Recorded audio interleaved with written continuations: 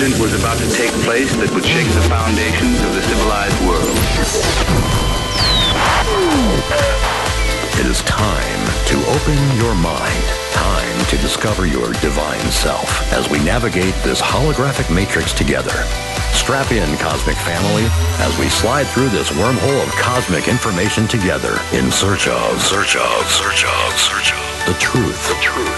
You can't handle the truth. It's time to go inside the matrix. Inside the matrix. With your host, Jimmy Brent.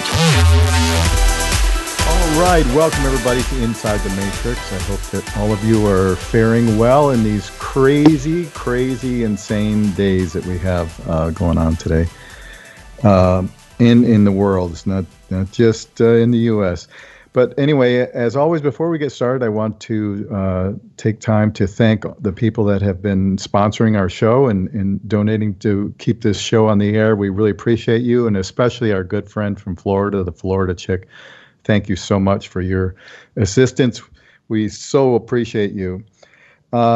Our guest today is well known to our listeners. He's been on the show many times, and we just really love having him on the show because he's very insightful. And he's for those of you who don't know, Robert Phoenix is an astrologer and a psychic and so much more. I mean, he's just somebody that I consider to be very brilliant, and I love it when he comes on the air to share with us. So, Robert, welcome back to the show. Jimmy, it's always a pleasure to be back. Thanks for having me, and looking forward to the next couple of hours with you and just kind of expanding our horizons together. Yeah, for sure. When I emailed you the last time, I'm very curious, and I imagine you probably looked into it, although I didn't ask you specifically, but the astrology around the election. Mm-hmm. Do you have any ideas on that, and what do you think about it? Oh, yeah, I've got plenty of ideas about it.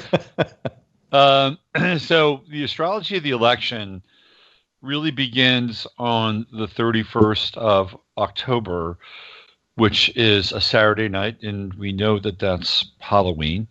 It is a blue moon, which means we have the second full moon in the month of October. It's a very interesting moon for a number of reasons.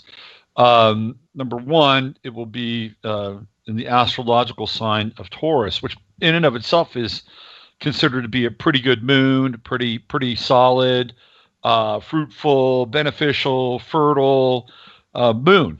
And even when it's full, it's sort of like when you hit the Taurus full moon, and which is going to happen when the sun is in the opposite sign of Scorpio.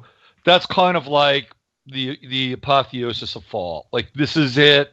This is when everything really, comes to harvest, whether it's grapes or apples, because after this full moon, things begin, at least in the northern hemisphere, things begin to start to get much more chilly. So historically, it's generally not considered a bad moon. Again, it's this kind of culmination moon.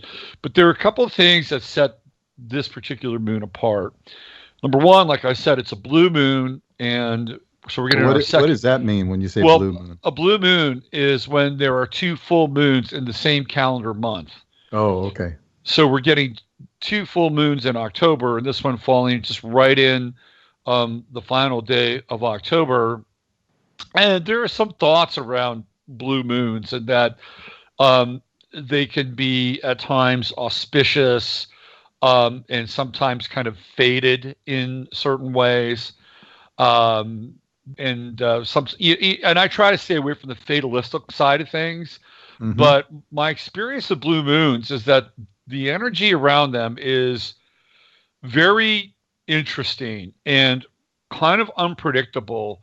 I remember one specifically, which was in, I think, February of 1999, if I'm not mistaken, and it was I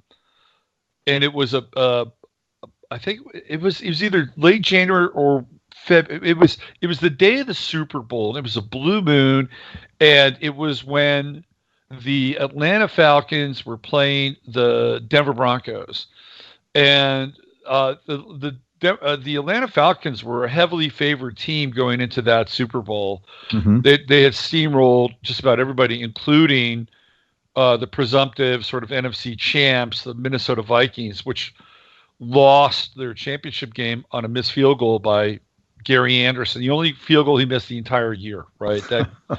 So now they go into this Super Bowl where they're pretty heavily favored, and they had a guy who was a defensive back named Eugene Robinson, and Eugene Robinson was at that time was kind of at the height of his powers as a player. He played cornerback, and not only that, but he had been named the Walter Payton Man of the Year, and that's an award given to somebody whose service is recognized by the league. Like, you're a really, really good guy.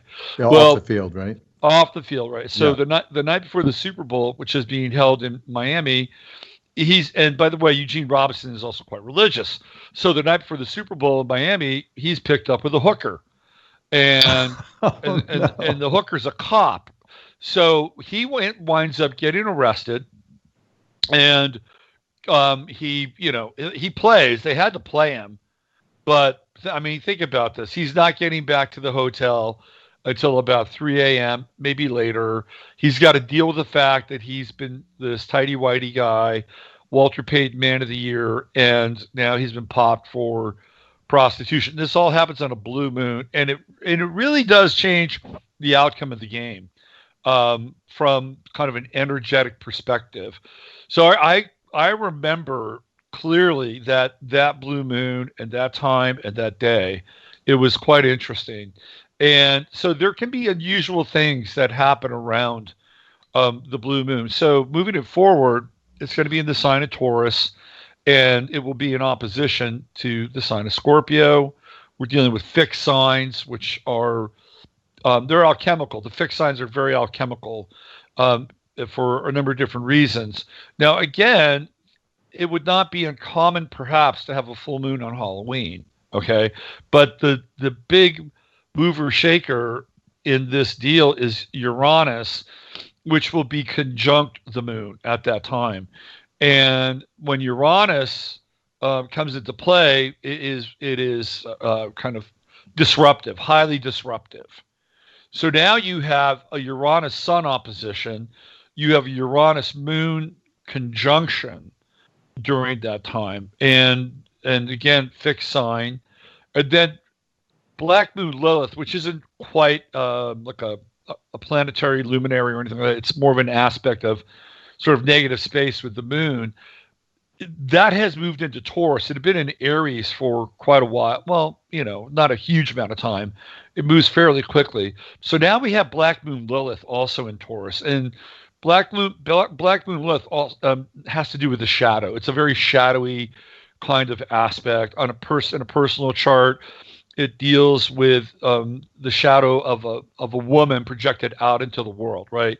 That like the dark area, the kind of unexplored country or the unexplored territory of a woman's psyche is projected onto the world, and that can have huge ramifications for a woman. And for a man, it represents the anima and their unresolved relationship with their mother and sort of the dark, shadowy pieces that men generally have to wrestle with and try to figure out. So now that comes into play also in the sign of Taurus. And then we've got Halloween, which has always been a time where the veils are supposedly quite thin. And it is a time where, there are sacrifices involved. And the reason why people would wear scary masks was to frighten these spirits away, right? I mean, that's how the whole scary mask thing came about. So that you could, basically chase off these evil spirits.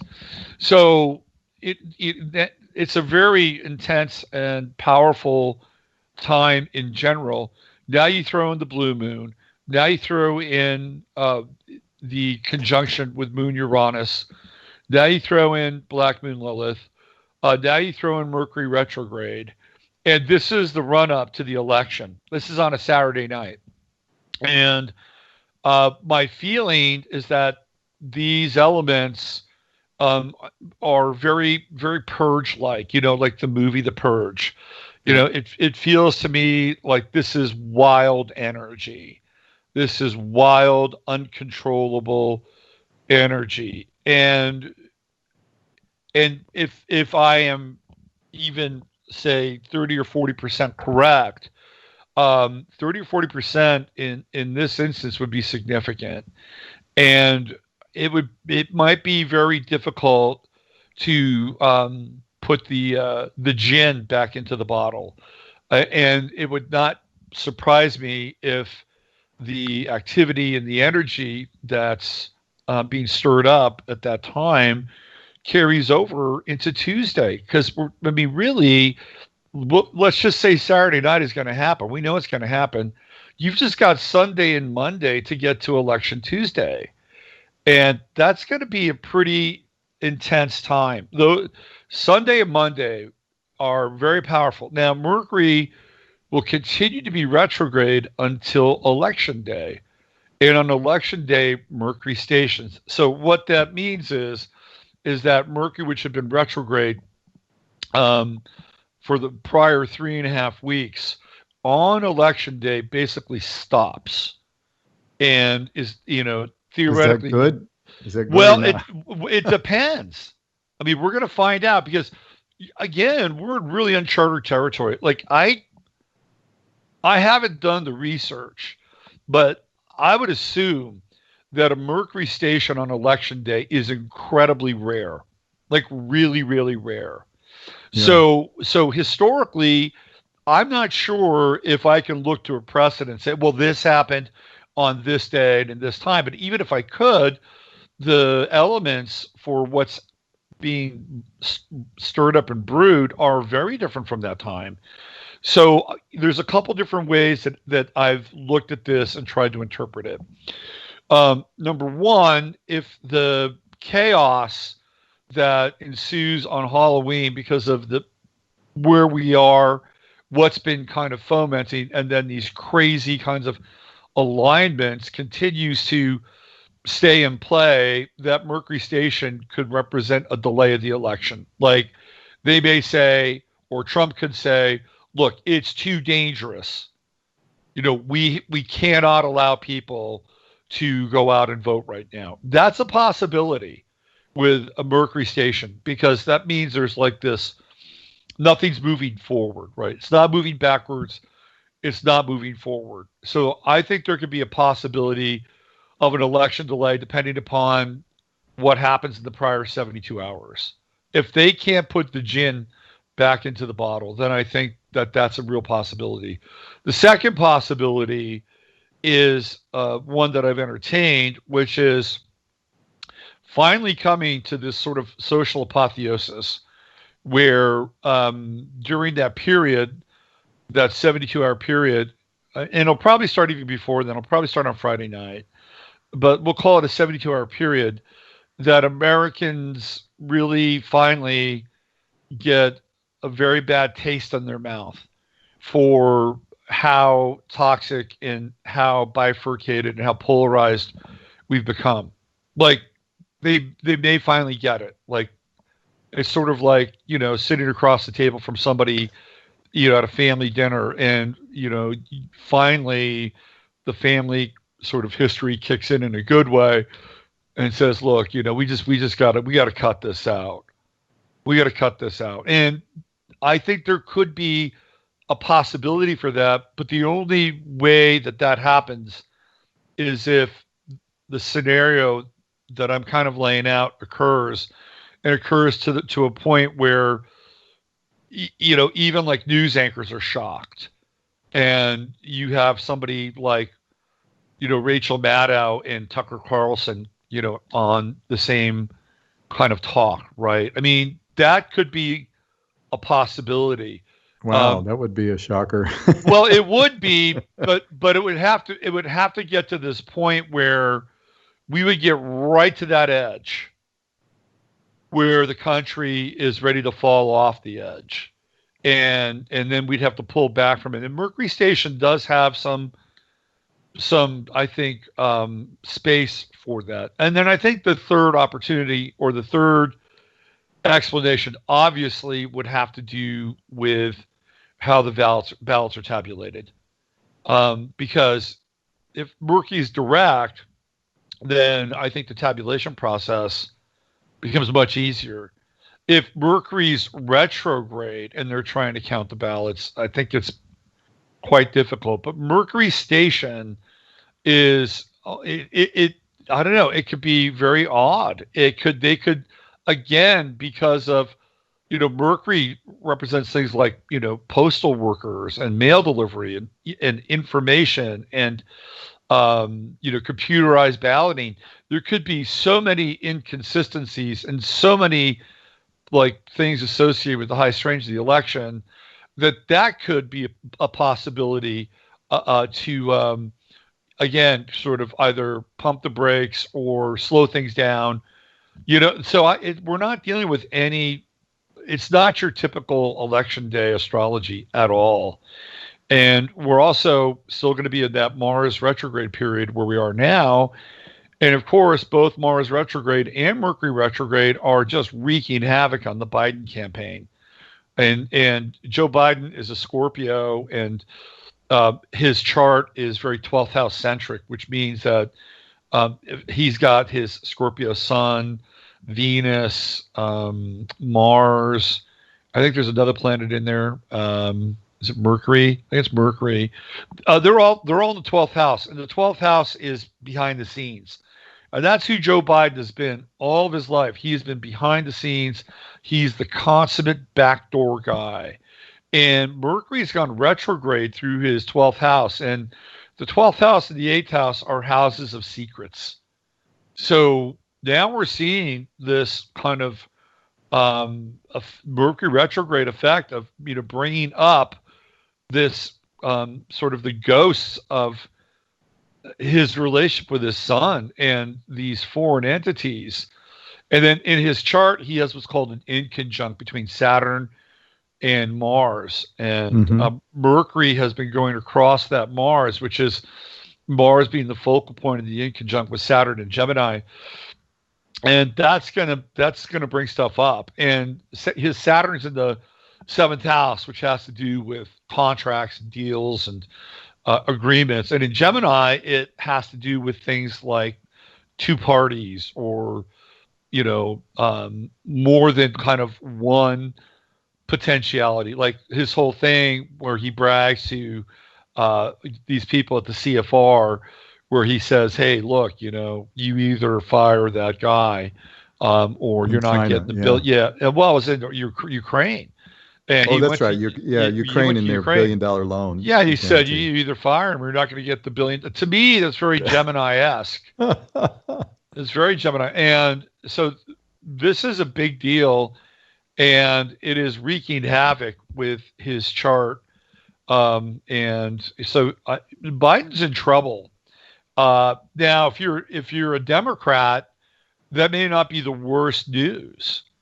Because if Biden has to disqualify himself in the next couple of weeks, well, that means Kamala Harris pops right to the top. Oh, Lord help us. And Kamala Harris's chart, I will tell you that if somehow she or Biden make it in, so let's say Biden somehow wins this thing and manages to evade the minefield of all the Hunter Biden stuff, which is significant. Yeah, I'll say. But because of the fact it won't go away, if he's elected, it will not go away, which means that probably within the first 30 days, he will step down. And then, of course, you have Harris, who's there waiting to go. And she's already referred to as the Harris administration, remember? Well, she kind of did that Freudian slip, and so did Biden. He even said something about it. Well, I don't think it's always Freudian in some ways. I think sometimes it is, but I think sometimes they let this stuff out just to see what happens on purpose. Yeah. Yeah, and so I've looked at Harris's chart, and she has Saturn in Aquarius on her midheaven at pretty much, I think, 0 or 1 or 2 degrees, which means that on December 21st, is going to be a super conjunction of Saturn and Jupiter, and it's going to be right on her Saturn, which is potentially quite auspicious. And so if something happens to Biden, either before the election or they somehow win and she gets into office, I guarantee you she will be president quickly. And she will have a very Saturnian reign, let's say, over the rest of us. So we're in very interesting times. And I know that what they're doing with the information that they have on Biden, and they've had for a while, is that they're slow playing it. Like, they don't want to get too much of it out too soon. They want to, like, get this thing out here and here, because they're sitting on major bombshells. In fact, they've even turned Hunter Biden's business associate. So what they have to do, though, is they have to be prepared, they being the Trump administration, they have to be prepared to deal with Harris and then the outcome. So I would not be surprised if they would have another trick up their sleeve. And there's a lot of Gemini energy involved here. The moon will be in Gemini on election day. Trump is a Gemini. Rudy Giuliani is a Gemini. Mike Pence is a Gemini. So there's a lot of Gemini energy that runs through the Trump administration. And in a perfect astrological world, Trump has an incredibly reelectable chart. What's his transit on the day? Well, he's going to have the true node conjunct his sun. Like, it doesn't get much better than that. And so and then you'll have the moon in his 10th house. But it looks like we're going to go to a break. And there's things that I'd love to talk about after the break with Trump. And I don't want to get into them now, because it'll take a little while to unpack. Yeah, it'll break the continuity. I get you. Yeah, it's amazing to me to see all this stuff. And I think they've been sitting on it for a while with the Hunter Biden stuff that's coming out now, and his, supposedly has videotapes of him with underage girls. And I mean, it's just horrible. It's just absolutely despicable. But not surprising when you consider, his past and the sort of path that he's on. And apparently there's emails very much pointing to all the corruption. He's kind of been like the bag man. Biden makes a deal. Hey, give my son, this money, and we'll make sure you get most favored nation status, or whatever it is. Some kind of bribery system. When we know Biden's been gaming the system for 40-some years. Oh yeah. Anyway. Yep. Well, we can talk more about that when we come back. For sure. You're listening to Inside the Matrix with our special guest, Robert Phoenix. We're going to take a short pause right here. If you have any questions, pop them in the chat and let us know. We'll be happy to interface with you on that. So we'll be back in just a little bit, everybody. You're listening to Inside the Matrix. Inside the Matrix. All right. Welcome back, everybody, to Inside the Matrix with our guest, Robert Phoenix. Before the break, we were starting to talk a little bit about Trump's transits on election day, and I imagine also Biden's, what he's got going on. So, Robert, give us your thoughts on that. Well, again, I think a lot of this is predicated upon what's happening now for Joe Biden. And as I said, the sun will be in Scorpio, and it will be going through his natal 12th house. So there's a couple of interpretations here. That's usually a time, like if you're just living your life and the sun goes into the 12th house, it's a time where you should theoretically think about reflecting, resting, dreaming, not being as engaged and active in the world. Because theoretically, about 30 days later, the sun will move through the 12th house it will hit the ascendant, and that will be kind of the time for a renewed period of activity. Now, that's where the sun's going to be for Joe Biden on election night. Like, it'll be interesting to see if he's even around. But the other thing is that, again, theoretically, the sun illuminates. So if it's going into his 12th house, it is illuminating what had been taking place in his 12th house.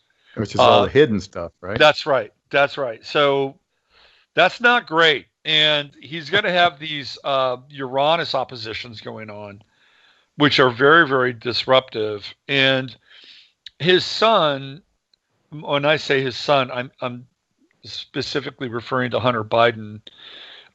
His son is in Aquarius.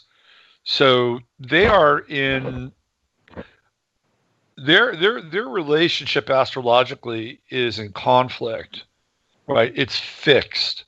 It's fixed. When I say fixed, meaning that Aquarius is a fixed sign and Scorpio is a fixed sign. They're very alchemical. When you think of this idea of Scorpio being the serpent and Aquarius being the eagle, those are two really powerful images when they're combined together. But astrologically, they're in conflict with one another. And we know that Hunter Biden has a real issue with drugs. I mean, it's really bad. I floated this idea, and the idea was that, leaving your computer at a computer repair place and not picking it up is like typical druggy behavior, right? You just leave shit. Yeah, I just forgot about it. Yeah. But I also think that maybe like Hunter Biden's future self, like in some way set this up, because I think that there's probably a great deal of antipathy towards his father in some ways. And even though Hunter Biden has Jupiter in Scorpio and he's going to profit off of his father, he also has this kind of hard square to his father's son. And so, and he lamented in one of the emails to his kids, at least you don't have to give me half of something. Right. Yeah. He's basically saying he knows that he's basically nothing in this world without his father. That's right. That's at least he's actually made it that way. He definitely could have been, his own man and done his own thing, but he chose instead to milk the cow and take advantage of his father's position, right? Yeah, he did. And I think there's a high degree of self-loathing there. So is this more of an elaborate, deeper, psychological, spiritual scheme ultimately to get back at his dad? I don't know. The Lord works in mysterious ways. Right. But it's definitely happening. I mean, and these are very serious charges. Now, how far do you think this information is seeping into the, Billy Sixpack and Betty Bonbons out there? Do you think they're getting any of this information? Yeah, I do. I don't think it's going to sway people one way or the other. I think you're either on one side, one team, or the other. Like at this point, Joe Biden could do something completely scandalous with a 6-year-old girl in front of the cameras, and people would still vote for him because there's so much antipathy towards Trump. That's the anybody but Trump vote. So I'm not sure if it's going to sway the already committed voter base, but I do think that the legal ramifications and the longer standing impact on the Democratic Party are significant, really significant. Do you think that that's ever going to, move anywhere? Because obviously the FBI, from what everybody's saying, they've had that information since December of last year. Or some people say 6 months, and some people say since December of last year, and nobody touched it or did anything with it. And of course, all the Russia hoax stuff, they've been investigating that for 3.5 years. I mean, how long does it take So, and then you consider, A.G. Barr was, Daddy Bush's fixer, and he's probably got plenty of skeletons in his own closet. So you have to really wonder, these people, it doesn't seem to matter. You mean, you take somebody like Hillary Clinton and the rest of these criminal people out there, they have so much evidence on them, but it just goes nowhere. And it just like bounces right off as if it's nothing. Yep. And, everybody else out in the world, if they were to commit any of those things, they'd already be behind bars. It's just mind-boggling and really a pathetic statement of our state of affairs in this country and worldwide. Most countries are the same way. Well, this is I think this is true. In Europe now, they have the unified front of the EU, so they pretty much do everything the same with the EU. And then if you look at what's happening with Canada and New Zealand and Australia, they pretty much have a unified front there now too, in terms particularly of how they're dealing with coronavirus. And the Chinese are really in play. And that's the other side of this whole equation, is the relationship between Joe Biden and the Chinese and Hunter Biden and the Chinese. This is kind of a big deal. I mean, that's the part that I think is sort of the X factor.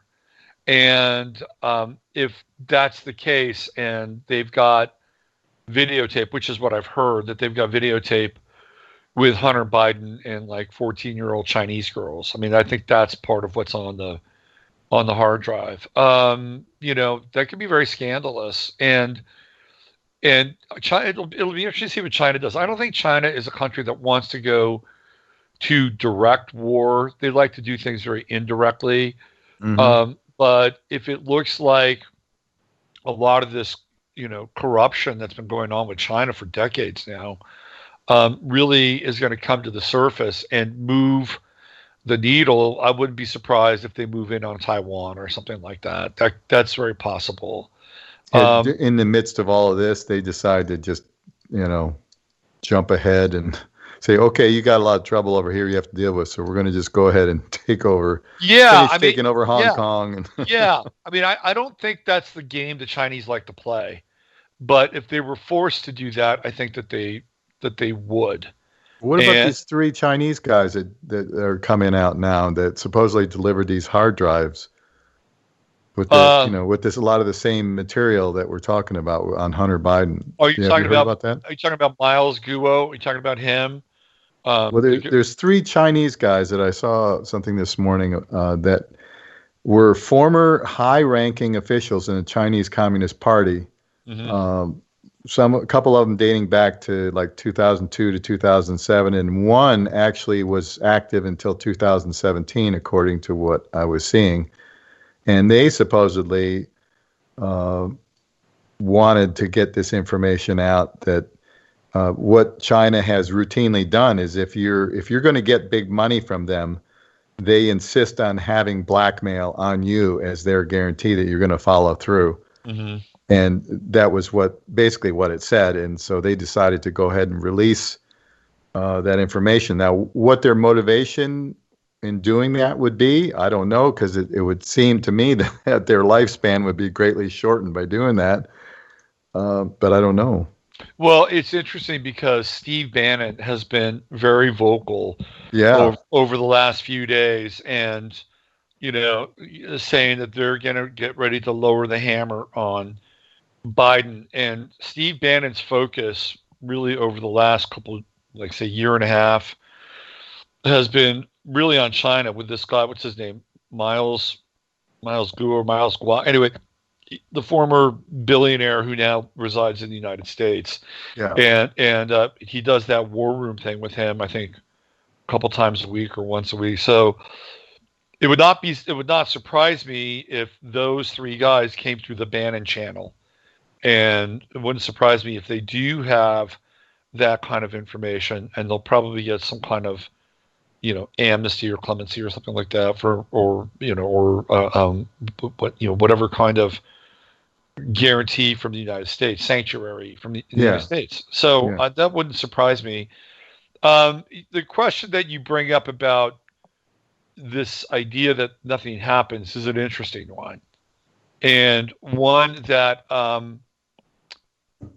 it says, question, Robert, it says, it seems like we're experiencing, I didn't see that. Hold on. I'm going to go back. Tina sent me a question there. Hold on.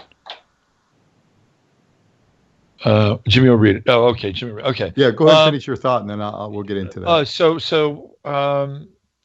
God, what was I even talking about? I was talking about China. I was talking about and Bannon working with that billionaire guy. Yeah. So I think that they're locked and loaded.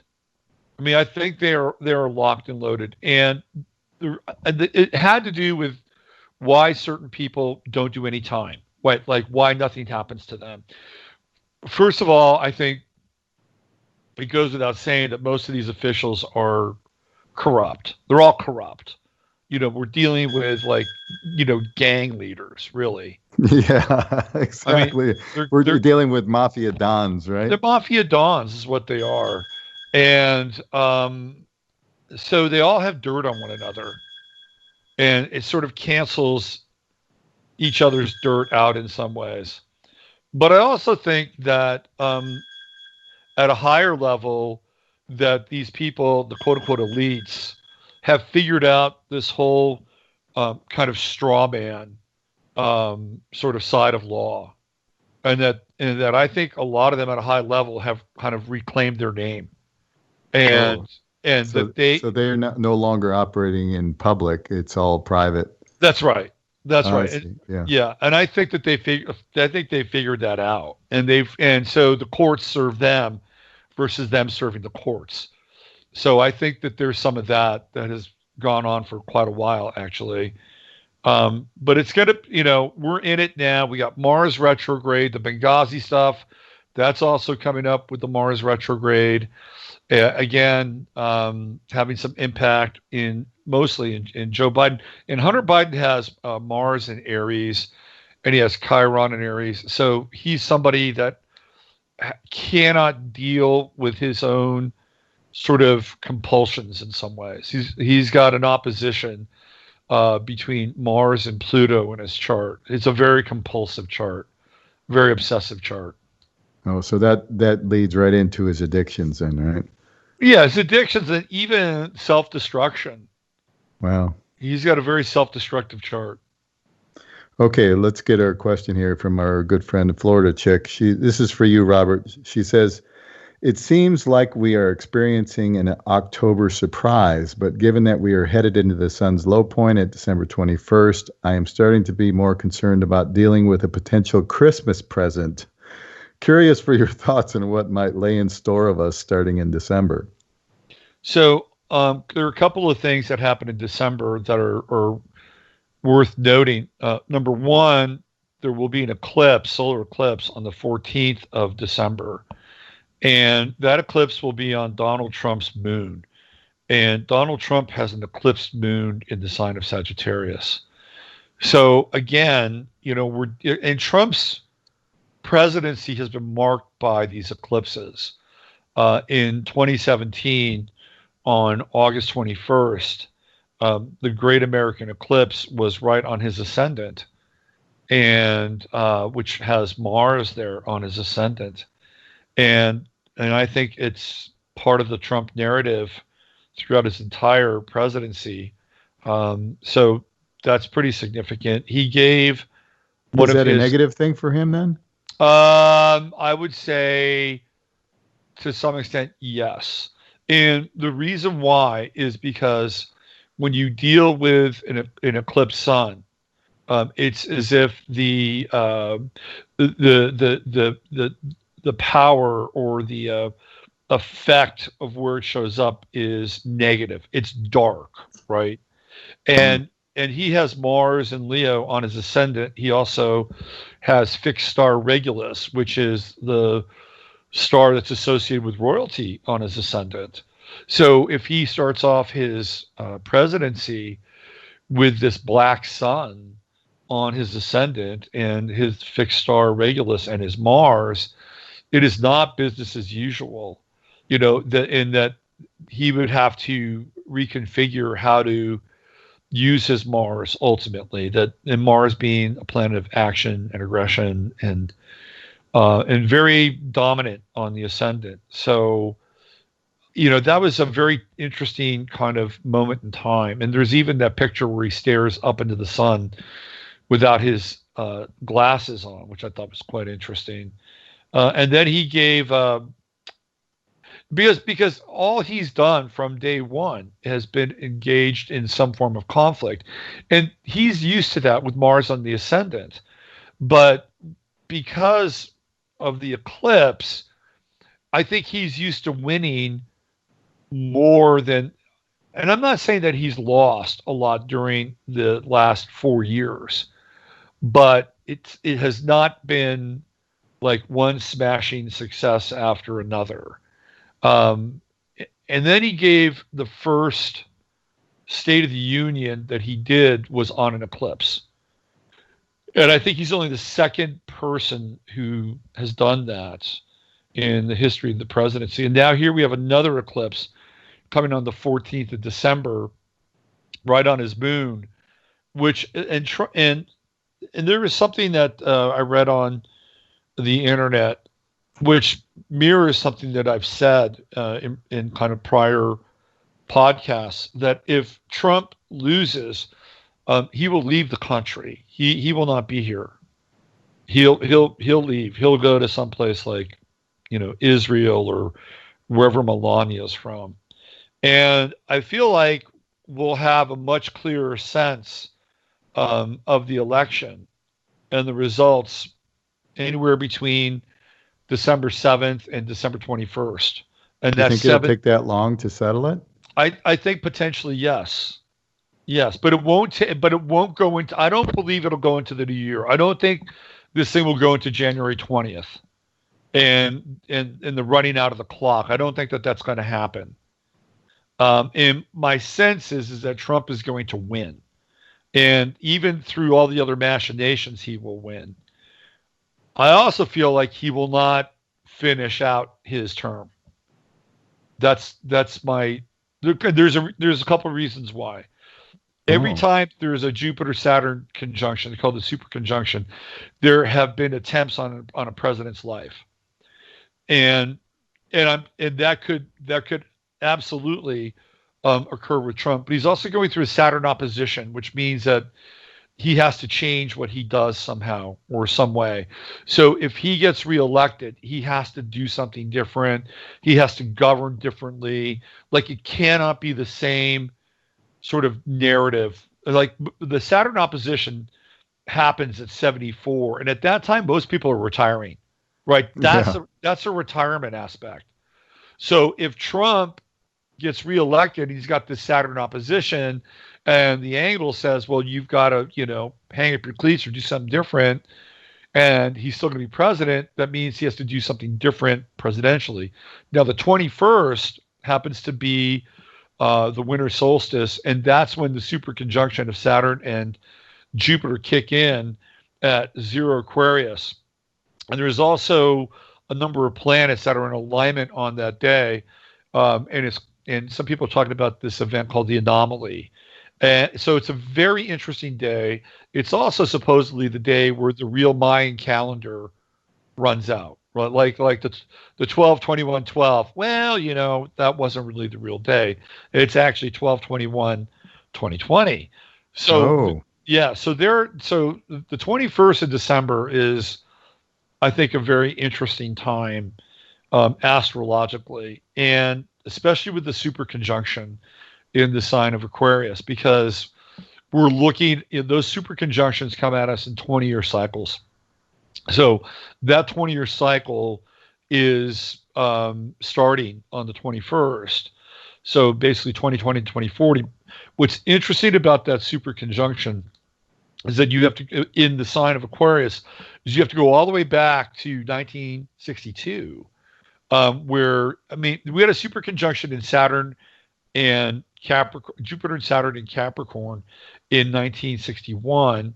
But we also have it going into 1962 in Aquarius.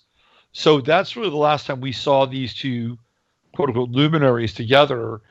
And in 1962, there's the infamous, February of 1962, the infamous Antichrist chart, which has like, I think 7 planets all in Aquarius. And this February, we'll be dealing with more planets in Aquarius, I think, during that time than almost any other time since then. I'd have to double check, but it's kind of a mirror of that 1962 alignment. So what does that mean for us, do you think? Well, so the thing that's interesting is that between 1962 and 1963 is when Kennedy is really starting to make waves. Like, this is where he's getting ready to formulate, in my opinion, a number of different pieces to kind of alter the course of the United States and the world. And then we all know what happens on 11/22/63. Right. He's killed, right? So there's a very interesting timeline split that happens after that. We go in a very different path, and I've talked about this quite a bit on my website, other broadcasts, and originally on Gaia, where I was making the connection with this whole Kennedy timeline and this Gemini factor, which shows up again and again and again and again, and goes all the way straight down to Trump, because Trump is a Gemini, Kennedy was a Gemini. We get into the Twin Towers, Gemini. There's a lot to unpack there. So theoretically, we could be returning to that time pre-Kennedy assassination. Like, there is a possibility that we sort of revert back to that timeline. And it's really also been quite interesting in that a lot of the Q chatter has revolved around JFK Jr. And and I think wasn't yesterday the day that he was supposed to reemerge? I don't know. I don't follow Q all that much. Yeah, a lot of people were saying October 17th. Of course, it didn't happen, but it's intriguing. Anyway, it's time to take a break. Once again, Robert, everybody stick around with us. We'll be right back with some more interesting, good stuff. All right, welcome back, everybody, to Inside the Matrix with our special guest, Robert Phoenix. Now, one thing I wanted to get out there, and I pretty much bring it up every show, but this is so important to me, given our current masquerade situation that we have. The PCR tests that they use to test everybody and claim that it's some kind of a virus test is not at all. Dr. Andrew Kaufman, when he was on the show, he brought it up. Dr. Robert Young, when he was on the show, he brought it up.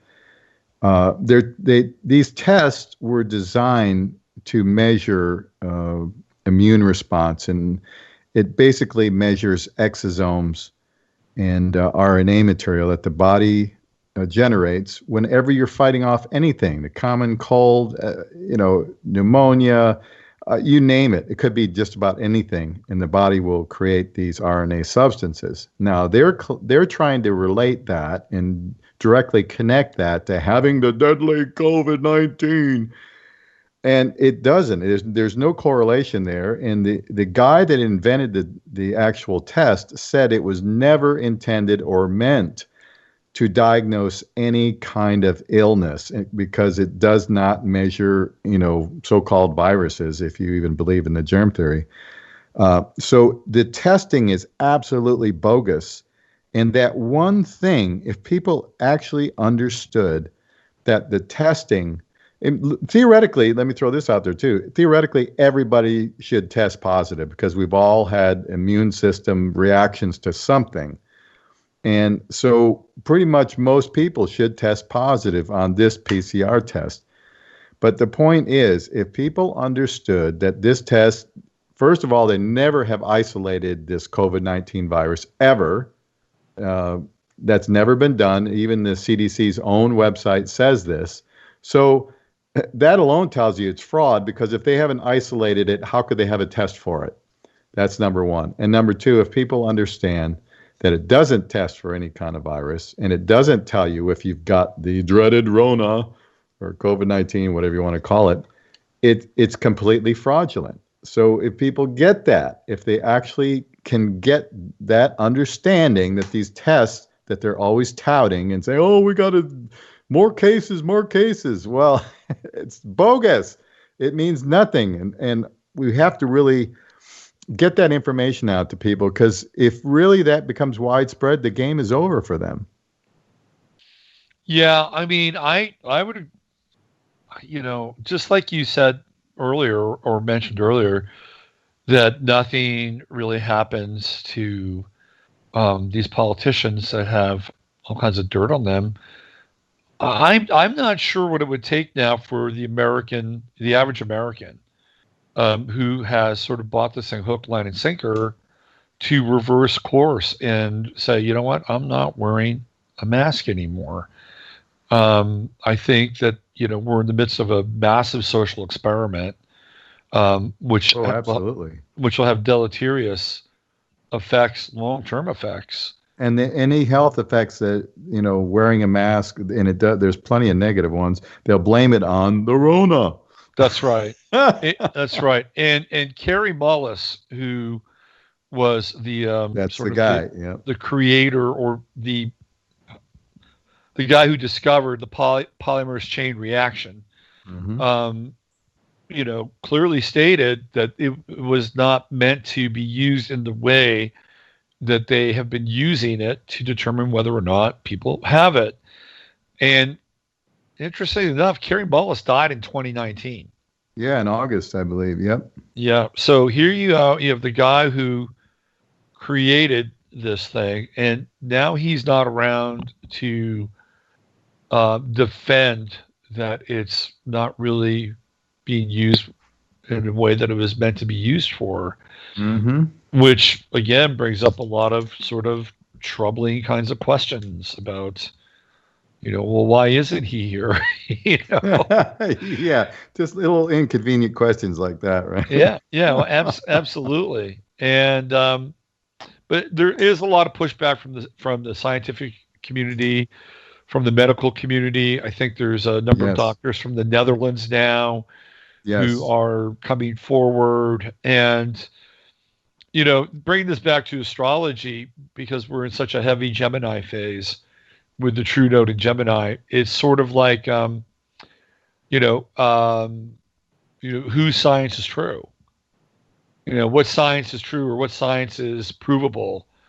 Because there's one group of scientists that say, well, this is really what's taking place, what's going on, and it really scientifically does. I mean, when we're talking like Nobel Prize winners from Stanford, we're not talking people who are just random, sort of naturopaths that have an opinion. We're talking validated, verified researchers. And then on the other side of the equation, you have other people who are saying, well, we've got to maintain the social distance, and we're not going to be able to resume our activities until ever 2025.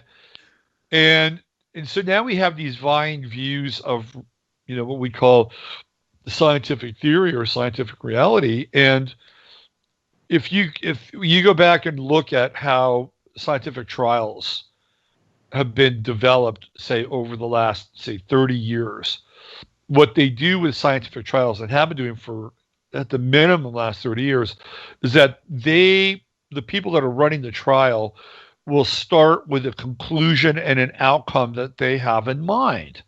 And then what they will do is they will program certain variables and parameters into the trial so that ultimately the trial conforms to the thing that they want the trial to reflect and achieve. And it has nothing to do with real science. Real science would say, well, we have a hypothesis, let's try this out. You try it out, you get the results, and results are either thumbs up or thumbs down. And that got changed, and the marketplace changed that. So this is kind of where we are now. We're in this division between these two worlds, and one is objective and one is more subjective. And because everything's been inverted, especially with this Gemini kind of energy, the subjective world is being deemed objective and the objective world is being deemed subjective. And that's where we are. We're in this kind of interesting quagmire of inversion. And, just like as soon as because they knew that Trump and Giuliani were going after Joe Biden on the Ukraine stuff, and this has been going on for a while. As soon as they sniffed that, they decided to go after Trump, and that became sort of the basis of trying to impeach Trump. So we can see that there's this inversion in play in just about everything. And the scientific or so-called scientific community or scientific world is not immune to it.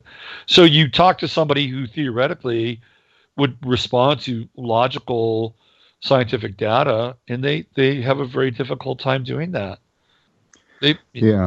And plus the mainstream media always parrots the psychopath agenda and puts it out there as being the gospel for the unwitting masses who will actually pay attention to that. And it's a sad thing. It makes me sad, when I go out anywhere, and I'm sure it's the same way everywhere, and you look around at these people that are scared shitless, and they're wearing masks because, they don't want to be infected. The Rona's everywhere. It's flying, except for when you go to a restaurant. The Rona is so incredibly intelligent because as soon as you sit down to, your table at the restaurant, the Rona then just goes, oh, he's out of bounds now. I can't attack him or her. I just have to back off and wait until they stand up and start to leave. And then I can attempt to infect them. Yeah, right. Like Corona has this amazing and innate ability to sense where 6 feet is. Yeah.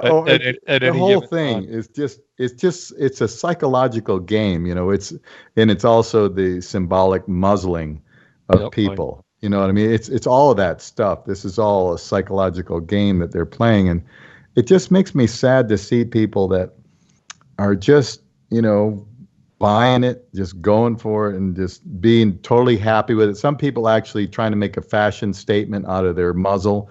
It's just hard to take. Well, I think it's sort of the net effect of 3 years of feeling theoretically unsafe. I guess. And I'm talking like from a, psychological perspective. So let's say you're on the left and all you do is get TDS, Trump derangement syndrome, right, every single day. And right, then you have that version of the corporate media continuing to, slag Trump and hit Trump. And all you take in is that trauma, right? Mm-hmm. That trauma, that's all you take in. And we'll go to the other side of the equation. And let's say you're on Team Trump or whatever, and what you're dealing with is a huge amount of frustration that's connected and tied into these people who theoretically should be arrested but aren't. And then we haven't even gotten into, the George Floyd situation, which is incredibly traumatizing. Yeah. Really traumatizing. So at that point, anybody. Yeah. And, broadcast, Gil Scott-Heron was wrong. The revolution would be definitely televised. And then what do people want to do? Well, they want to feel safe, right? So we're dealing with, 3+ years of traumatization capped with sort of the, heavy duty racial cocktail at the end of it. And I can see why people, would be wedded to their masks, or I could see why people would want to continue to sequester themselves in their little bunkers. It's one big mind control experiment, and it's unfortunate because people have been conditioned to respond to and value safety and security over freedom and responsibility. And we're clearly seeing that and giving up power every step of the way, even with our children and their schools. And, we haven't, that's, to me, that's one of the greatest crimes is what's happening with our kids. Oh, I know. It's disgusting to see them sitting in little circles, and we're being surrounded by plexiglass, and It's horrible. the psychological damage that's being done to these kids. I don't think you can even measure it. No, it's immeasurable. Yeah, it's absolutely disgusting, and we've just got to find a way to put a stop to all this, and I'm hoping that maybe we'll get some help from the universe in the form of energy. As we know, everything runs on energy, and right now, the collective consciousness, too much of it is following the mainstream narrative and not paying attention. We've been it's a combination of things. We've been dumbed down in our school systems. We've been overly drugged by the pharmaceutical companies with fluoride in the water. We got glyphosate attacking our bodies and all of our food. We've got the chemtrails. I mean, when you think about it, human beings have been literally under attack for a long, long time. It's amazing that we're still even there. But these are very, very steep walls that we have to climb. And this is a huge test for humanity as a whole. Are we going to flunk this test? Because clearly our freedom has been, taken a giant step away from us. And so, it's either just go along with all the tyranny, and this is kind of a rerun of, Nazi Germany 1932 or the Bolshevik Revolution in 1916 or 17. Yeah. It's the same tactics that are being, foisted on us. Well, the Bolshevik Revolution is a really interesting one to reference, because the 100-year anniversary of the Bolshevik Revolution was in 2017, and that's when Trump was inaugurated. Mm-hmm. So that's pretty. I think it's fairly significant. And if you go back and you look at the day that Prince died, Prince, the amount of time between the day that Prince died and then Trump got elected was 202 days. So we have the number 22 kind of in the mix there. Mm-hmm. And early on, and Prince is a Gemini again. So early on, I thought to myself, there's something big about this death with Prince. He died on the Queen's birthday. And I at some point I made the connection that there would be this revolutionary energy that would be associated with Prince. And Trump was really declared winner of the election, if I'm not mistaken, on 11/9. And that is the actual day that the Bolsheviks claimed victory. 9/11. Well, on 11/9. Right. I know, but you mean... Yeah, in 9/11 too. Yeah, exactly. Mm-hmm. And then if you look at where theoretically the revolution started, like when Hillary Clinton conceded, she was wearing purple. And I knew that now we were in the purple revolution. We were in a color revolution, and that this was going to happen to the United States. And we were going to go through the same thing that other countries had been going through in places like Eastern Europe and the Middle East. So and that was like on, right? It was on. And if you go back and you look at really in a lot of ways where the revolution starts, it starts after the so-called death of George Floyd. Okay, so where is George Floyd theoretically from at that time? He's originally from Houston, but where is he from? Well, he's in Minneapolis, okay, which is the Twin Cities. So we have Gemini. The riots begin in the month of Gemini. Minneapolis is where Prince is from. Right.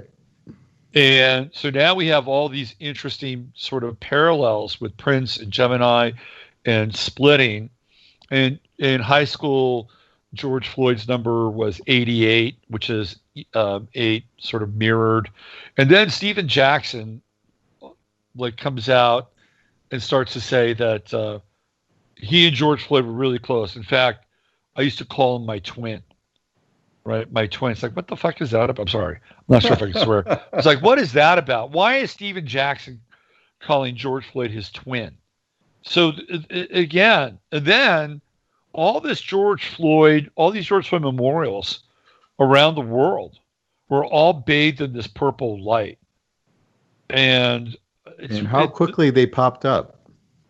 Exactly, and so this whole thing with Prince was, I think, one of these ritualistic kinds of things, and that they were going to capitalize on that energy, and then we could see what would happen. We saw what happened in the Twin Cities. Here's what's really a trip: is they have in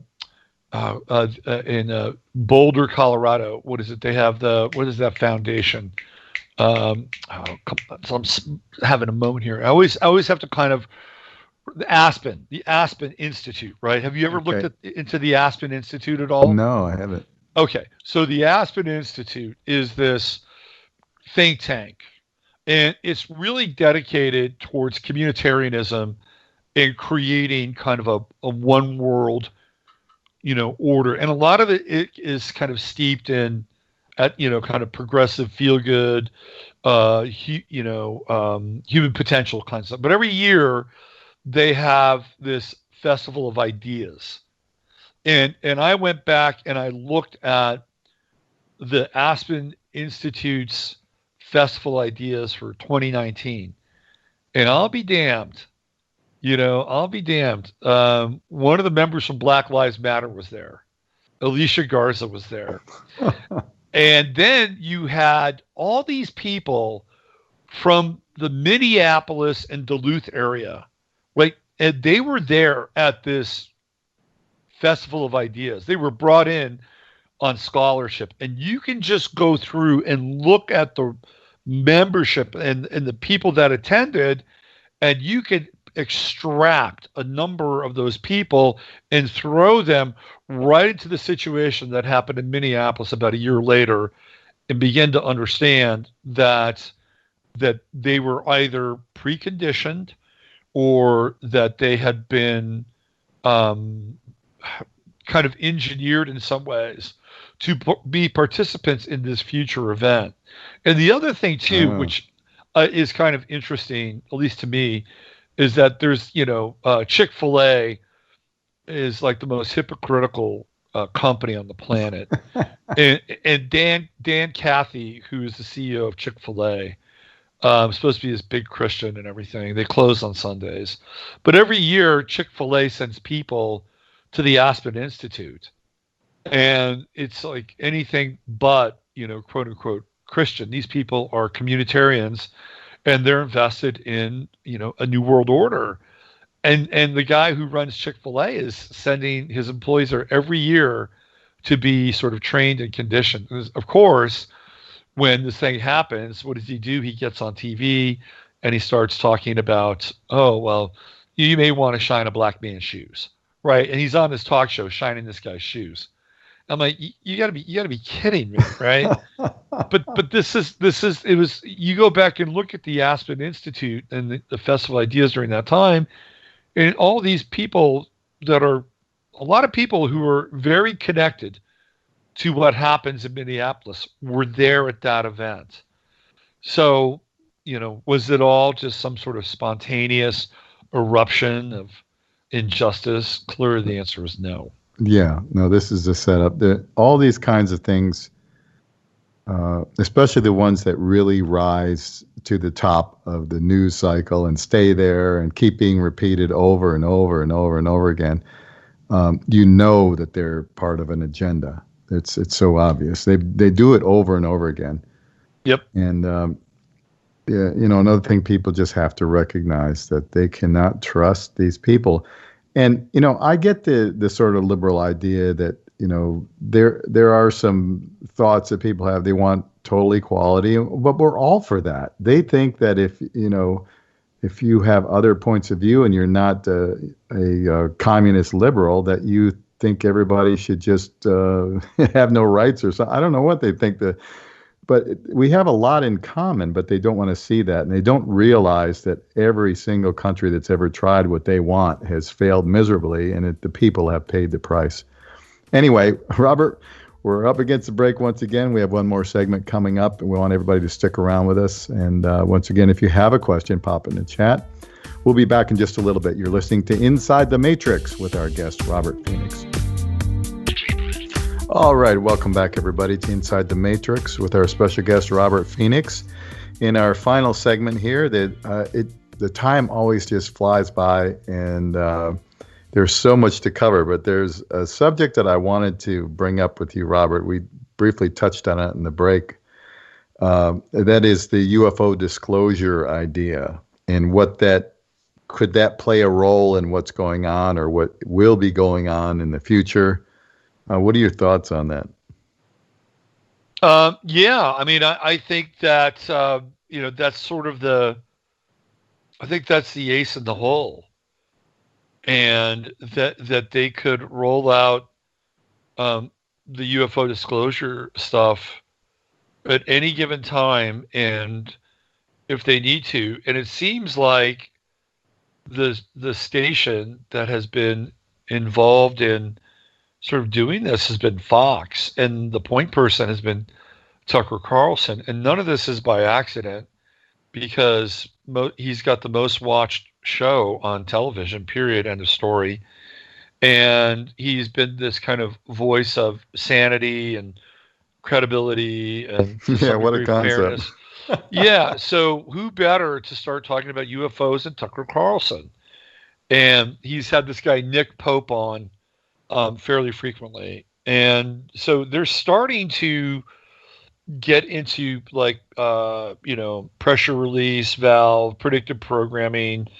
And I think that they could, roll this thing out at any given time if they needed to. And it could be an excuse for them to bust out a lot of the sort of black tech that they've been working on for a very long time, and some of the really advanced technological stuff that John Lear has talked about. I mean, they could use that sort of a thing to introduce, okay, so let's say you've got somebody like Klaus Schwab, who has this idea for this reset, and their version of the reset is everybody gets to practice kind of a global austerity. There's no real innovation. We all buy into climate change, and it becomes this top-down sort of systems-based way of governing people, right? Mm-hmm. Yep. What would be the best way to combat their version of that reality, but by busting out the UFO stuff? Yeah, and now, free energy and all right, that exactly. Now you got Klaus Schwab and all these, World Economic Forum people who think that they've got this plan where they're going to keep people, basically on the reservation, and all of a sudden you introduce this other narrative, and that kind of blows their world up.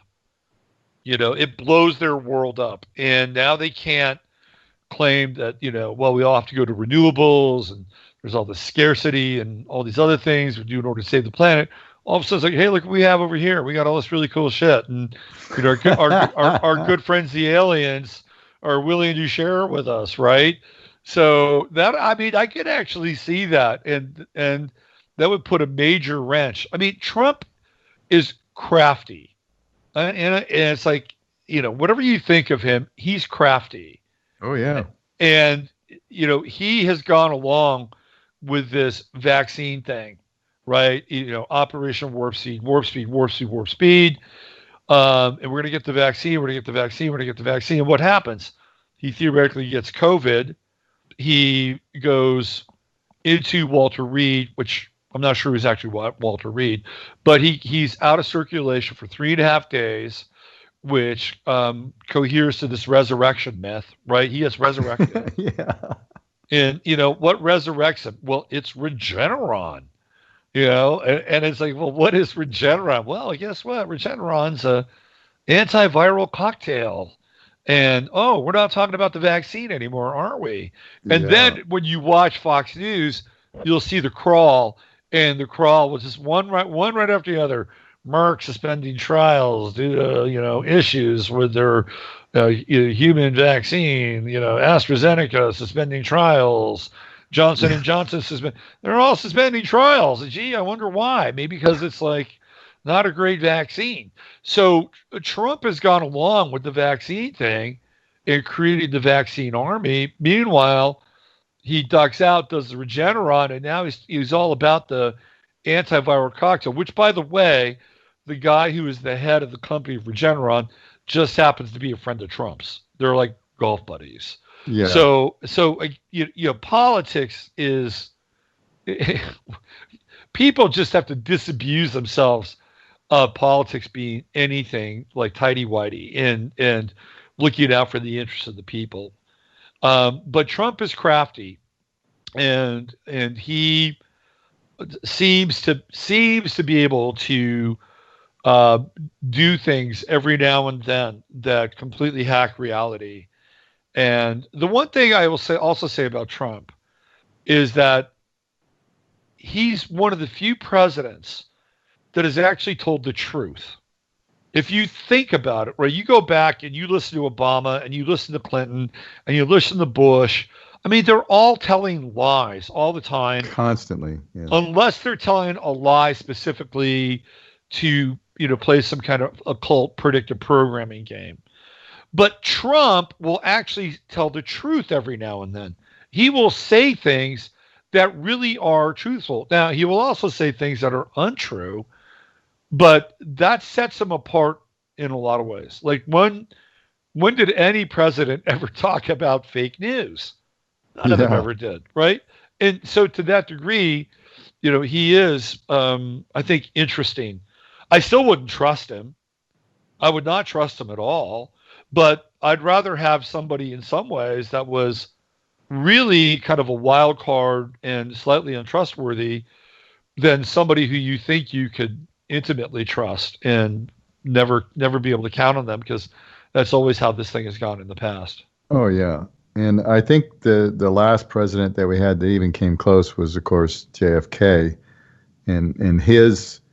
I mean, he did a bunch of things against the deep state. He swore to splinter the CIA into 1,000 pieces, and he also was battling the Federal Reserve, and he actually printed U.S. dollars rather than Federal Reserve notes. And I think the combination of those two and probably a few other things where he and his brother decided to actually serve the people, that got him killed. And, I think it's fairly common knowledge that there's been many attempts on Trump's life so far, and I'm sure there's going to be plenty more. And I sure hope that that doesn't happen to him. But I think the other side has to realize, though, too, that there would be a kind of a martyr backlash over something like that as well, which would help our cause as people who want to be free, I think. But the getting back to the technology thing, if you can imagine, and I'm sure you've thought about this, Robert, but I'm just mainly speaking to everybody out there. If you can imagine what your life would be like if you had a free energy device for your home, which would in turn, power your car as well, or vehicles, and you had a replicator which would make your clothing and your food and all that, all of a sudden you have something that looks a lot like big time freedom. And that would not sit well with the powers that be. But ultimately, if we can ever get to that point, then people are free to do, what they want to do, because they no longer will be dependent on, getting a paycheck and having money just to live, right? Well, yeah. I mean, I think that would be ultimately a fantastic thing. I mean, even if the energy wasn't free, but let's say it was incredibly efficient, and that your vehicle could, get, 100 miles per gallon on a single gallon of gas. And it would take, like 75% less to power your home. I mean, even that would be a significant savings. And people would not have to work as hard or as much in order to, be in the game. But at that point, we get into a philosophical discussion about, well, what will people do with their free time? And would they ultimately, over time, be able to use that free time and then use those tools in order to create new and interesting things? Like, will they be able to innovate?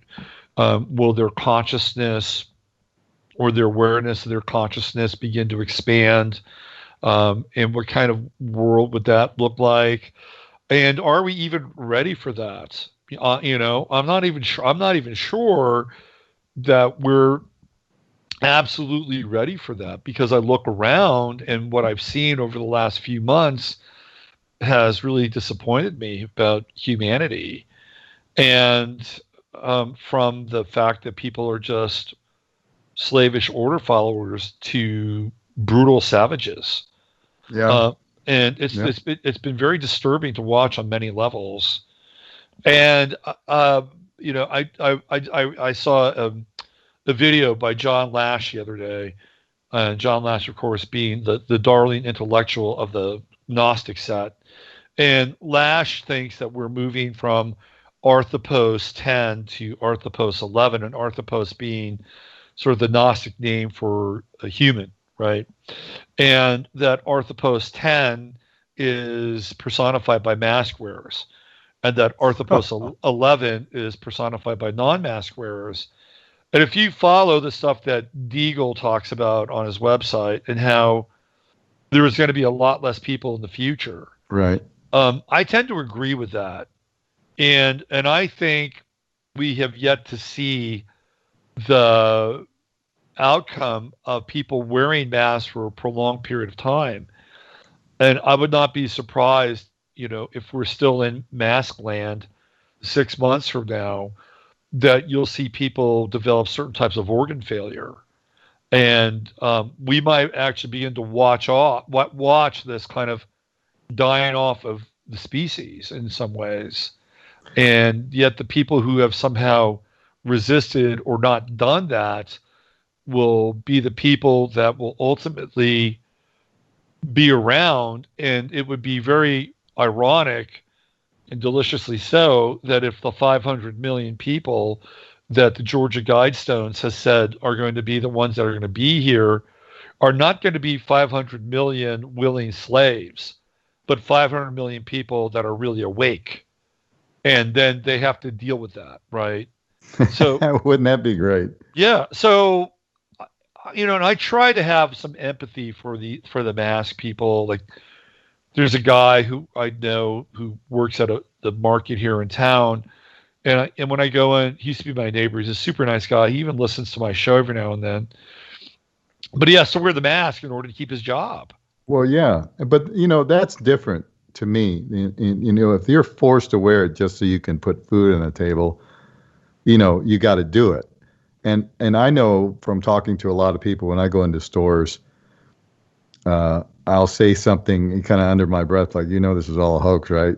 And some of them will actually go, yeah, this is crap, and I can't believe they make me wear this thing. So there are people like that. And to your point, like, I know Jeff Berwick has said, the vaccine may not be such a bad thing, because all the people that are going to insist on getting it, a lot of them are going to die off probably because of it, just aren't really that bright. Well, it sounds really, really, cold and terrible, but, there might be something to that. I don't know. Well, we've already reached the Y in the road, and we're in this kind of bifurcation of identity and consciousness. And it's not related to nationalism or ethnicity, but it's really related to consciousness. Yeah. And absolutely. It has nothing to do with race or ethnicity or religion or anything like that. Yeah. And so we've reached this Y in the road. And look, I think all of this comes to a significant conclusion in 2030. I think the chapter we're in now finally resolves itself in 2030, and I think in a very positive way. But we have a lot of runway to go through between now and then, including some aspects that are very, very similar to the Bolshevik Revolution astrologically, that are about 3 years out from now when Saturn and Neptune form a conjunction in the sign of Pisces. That'll be a very powerful time, and I do think that there will be a moment where we will probably slip into something that looks something like socialism in the not so distant future, but I don't think it's going to last. I think something else happens, and the real game changer, in my estimation, is the 2024 eclipse on April 8th, which will run right through the center of the country, and that'll be the conclusion of the 2017 eclipse, which started, by the way, in Oregon, which is the 33rd state, and then it ended in off the coast of Florida at the 33rd parallel. So this other eclipse will come up through Texas and cut right through Minneapolis, where, of course, the George Floyd thing started, and then it will have formed across in the United States. And I think that eclipse is going to be very powerful and will deal with significant changes, particularly geological changes, around that time. We'll be living in a different country. I think the structure of our governance will be different. The country itself goes through its Pluto return in the next year to 2 years. Pluto return being the time when, we began to set up this idea of this republic with Pluto and Capricorn. But really, when Pluto moves into Aquarius, I believe, if I'm not mistaken, it is, what is the year? I think it's 1803, something like that. I think it's 1803 when Britain finally and formally surrenders, right? Finally surrenders. And I believe it's 1803. And at that time, Pluto's in Aquarius. And that really is kind of the golden age of these kind of newly formed states, right? Pluto's in Aquarius.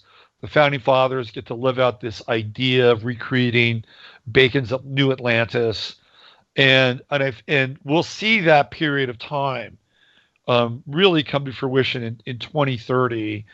And I think that that's where we get into this idea of like 1,000 years of peace. But between now and 2030 is going to be very interesting, and it is not going to be business as usual. Yeah. So, well, just like everything in this world, it's up to us to, the energies definitely have a big influence, but ultimately, don't you think that human beings can override any of that? Absolutely. Absolutely. I mean,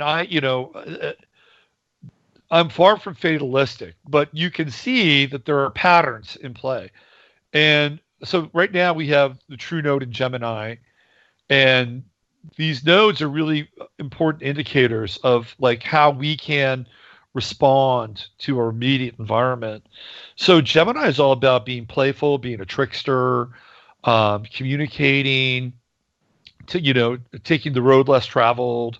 So this is a time where people should not be relying upon kind of the older way, the older systems, like Sagittarius, because the South Node's in Sagittarius. And people will say, well, my constitutional rights are being violated, and on and on and on, right? Well, that doesn't really matter, apparently. Yeah.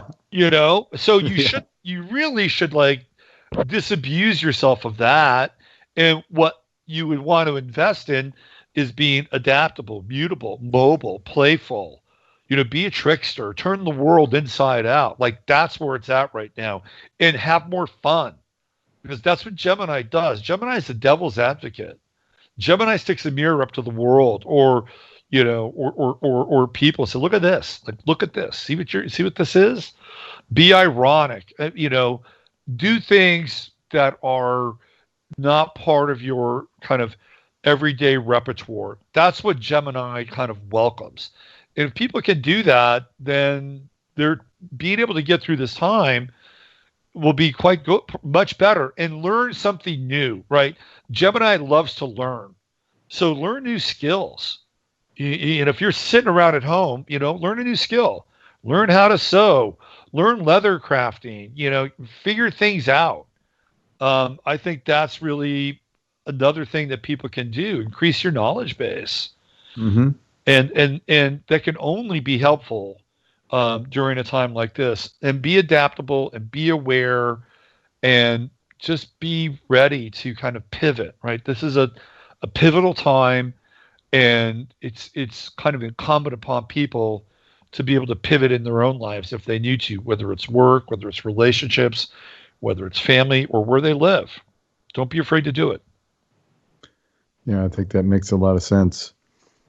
And if we can ever get to the point where people are more interested in finding out the truth rather than just automatically accepting what's told to them, it'll be a whole different ballgame. And that's what I'm hoping for. Now, I always encourage people to share what they know with those around them, if they're willing to listen. But we all know that it's absolutely pointless to try and reason with somebody who's already got their mind made up and is unreasonable and sort of refractory in their opinions, which we see quite a bit of that.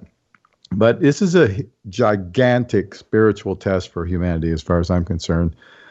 And, everything really got amped up this year. And so our response, needs to rise to the occasion. And we need to see this threat that we have in front of our faces for what it is and not accept the, what they want to impose on us. Yeah, I agree. I agree. I know we're going to end here really quickly, but I've been, sort of playing ping pong with the different ideas between like Gnosticism and Christianity, which are very, very different. And in Christianity, the idea of the Logos is really stressed, and that being this idea that you can come to a philosophical understanding of truth, right? And then in Gnosticism, it's more about the experience of revelation and something that is not necessarily connected to this philosophical idea of truth. And we have to bridge those two worlds, right? Because we have to be able to use our deductive reasoning, but at the same time, we need to have experiences that communicate to us directly that we are born of something different than the narrative that we've been scripted into. Yeah, but you also have to be awake enough to see the signs when they slap you in the face, right? Absolutely. Or when they mask you in the face. Yeah, absolutely. Yep, for sure. And that's the thing. Robert, it's always a pleasure to have you on the show. I so appreciate you coming back with us, and we look forward to the next time we get together. People, if you want to get in touch with Robert, go to robertphoenix.com. Robert, are you still doing readings for people? Absolutely. It's a great time to do readings. I love it. Love working with people. Yep. Come on over. Robert, if you go to his website, you'll see what I'm talking about. Robert is amazing. Just people are just blown away by what insights that he can share with them about what's going on in their life. So I highly recommend him if you want to check that out, robertphoenix.com. But anyway, thank you for listening, everybody. Thank you, Robert. Everybody take care, hang in there, and do the best you can. Until next week, Inside the Matrix. This is Inside the Matrix, hosted by Jimmy Brent. Who are we talking about? Jimmy Brent. Live every Sunday, 3 p.m. Pacific, 6 p.m. Eastern. Exclusively on the KCOR Digital Radio Network. It is worldwide. Broadcasting from an undisclosed location deep within the neon capital of the world, Las Vegas, Nevada. For more information on the host and the show, please visit InsideTheMatrix.org. That's InsideTheMatrix.org. It's time to break the chains of manipulated consciousness and claim our true nature as creative divine beings. Inside the Matrix.